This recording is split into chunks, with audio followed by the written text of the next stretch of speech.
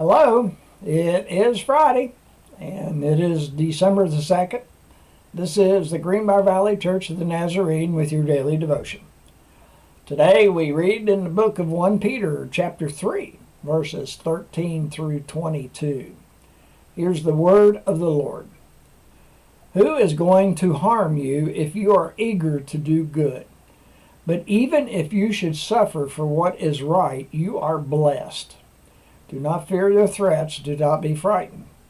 But in your hearts, revere Christ as Lord. Always be prepared to give an answer to everyone who asks you to give the reason for this hope that you have. But do this with gentleness and respect, keeping a clear conscience so that those who speak maliciously against your good behavior in Christ may be ashamed of their slander. For it is better, if it is God's will, to suffer for doing good than for doing evil. For Christ also suffered once for sins, the righteous for the unrighteous, to bring you to God. He was put to death in the body, but made alive in the spirit. After being made alive, he went and made proclamations to the imprisoned spirits, to those who were disobedient long ago when God waited patiently in the days of Noah while the ark was being built. In it only a few people, 8 in all, were saved through water, and this water symbolizes baptism that now saves you also. Not the removal of dirt from the body, but the pledge of a clear conscience towards God. It saves you by the resurrection of Jesus Christ, who has gone into heaven and is at God's right hand, with angels, authorities, and powers in submission to him. And this is the word of the Lord. The article today by Jeff Stark is Never Again. Here's what Jeff writes. As we stood next to the pond, he looked at me and said, "I can never let that happen again." Just prior to that comment, his brother had surrendered his life to Jesus.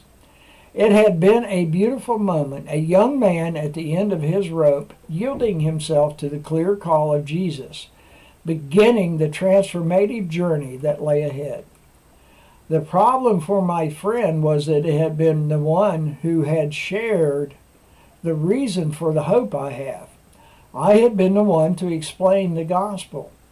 Though seemingly benign, this was a significant issue for my friend.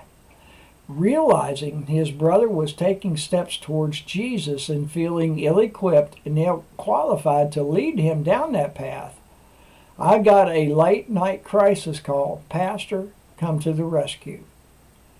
But afterwards, my friend said, my brother wanted to come to Jesus and I couldn't get him there. That can never happen again. My friend was correct. Having been redeemed and reconciled, recipients and participants in the good news of Jesus, we have a responsibility to be prepared to give a reason for the hope we have. Our testimony of faith is our commission to mission. I Love to Tell the Story is written by Catherine Hankey, and this is the hymn. I love to tell the story, for some have never heard the message of salvation from God's own holy word. And from the 25th Psalm, verse 4, show me your ways, Lord, teach me your paths. And this is your daily devotion for Friday, December the 2nd. Have a blessed day.